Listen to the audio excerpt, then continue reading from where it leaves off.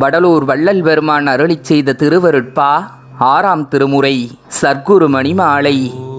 மாற்றறியாத செழும்பசும் பொன்னே, மாணிக்கமே, சுடர்வண்ண கொழுந்தே, கூற்றறியாத பெருந்தவர் உள்ள கோயில் இருந்த குணப்பெருங்குன்றே, வேற்று அறியாத சிற்றம்பலக் கனியே, பிச்சையில் வல்லவர் மெச்சும் விருந்தே, சாற்று அறியாத என் சாற்றும் கழித்தாய், தனிநடராச என் சர்க்குரு மணியே.